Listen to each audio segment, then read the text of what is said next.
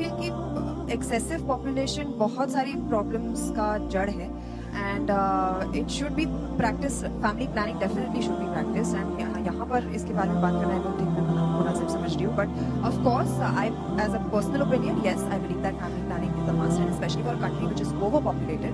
I just think, पांचों उंगलियां एक तरीके के हो नहीं सकते. We're going to have all kinds and make the world and just, concentrate on the positives.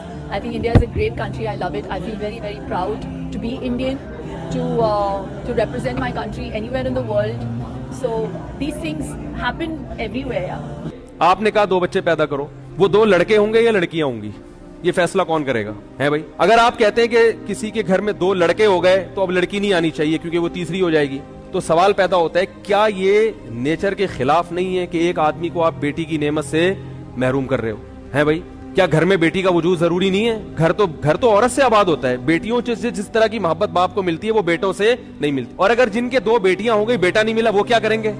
यानी आपने कौम को जब एक नारा दिया है तो इन तमाम एतराजात का जवाब भी तो देना, क्योंकि यूरोप ने ये नारा दिया था, इन एतराजात का जवाब नहीं दिया, लिहाजा उनका खानदान क्या हो गया? बर्बाद हो गए. वो बाद में पछता रहे हैं कि यार हमने क्या किस चीज पे लगा दिया कौम को. तो 2 बेटियां होंगी या 2 बेटे होंगे? अब जिसके एक बेटा एक बेटी हो गई उसको तो चलो बेटा भी मिल गया, और क्या मिल गई?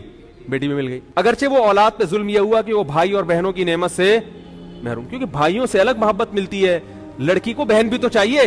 अरे आपकी बेटी को बहन की नेमत चाहिए कि वो बहनों से जो बातें आपस में शेयर करती है वो माँ और बाप से भी नहीं कर सकती.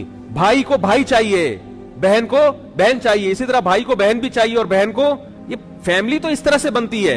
नेचर के खिलाफ कौम को क्यों लेके जा रहे हैं आप? तो पहला सवाल ये है मेरा जनाब जस्टिस साहब से कि आपने जो कौम को कहा 2 बच्चे होने चाहिए, तो जिनके एक लड़का एक लड़की हो गई, जुल्म तो उनपे भी हुआ कि लड़के को भाई नहीं मिले और लड़की को बहन नहीं मिला. जुल्म तो उनपे भी हुआ, चलो हमने मान लिया. लेकिन बाप और उनकी चलो फिर भी एक बेटा एक बेटी मिल गए माँ बाप.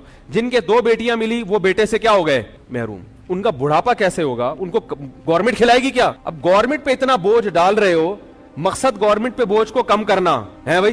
ठीक है, लेकिन इससे गवर्नमेंट का बोझ कम होगा या बढ़ेगा? बढ़ेगा. बुढ़ापे में पेंशनें इतनी देनी पड़ेंगी बुड्ढों को, क्योंकि उनके पास जवान कमाने वाला घर में कोई भी, तो हर एक की पेंशन जारी करनी पड़ेगी आपको. अभी तो मखसूस किस्म के लोगों की फिर रक्शे वाले को भी पेंशन देनी पड़ेगी, जमादार को भी पेंशन देनी पड़ेगी, टैक्सियां चला रहे उनको भी पेंशन देनी पड़ेगी, क्योंकि घर में बेटा कमाने के लिए नहीं है. इसका जवाब चीफ जस्टिस के पास बोलो भाई नहीं है.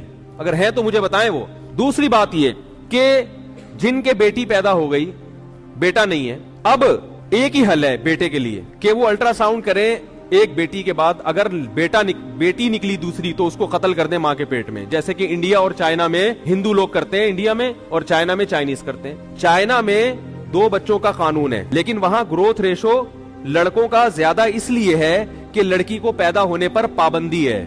और जो लड़की की जिन्स का पता चलता है ना कि लड़का है या लड़की, ये उस वक्त पता चलता है जब मां के पेट में बच्चे में जान पड़ चुकी हो. ये कितना बड़ा जुल्म है कि आप ग्रोथ रेशो पे कंट्रोल करने के लिए वो मां जो बच्चे की मुहाफिज समझी जाती रही है हमेशा, वही मां अपने बच्चे की क्या बन जाए? कातिल. इसी जुल्म को कुरान ने बयान किया, वइदल मऊऊदतु सुइलत बिअय्यि ज़म्बिन क़ुतिलत. जिस दिन उस बच्ची से पूछ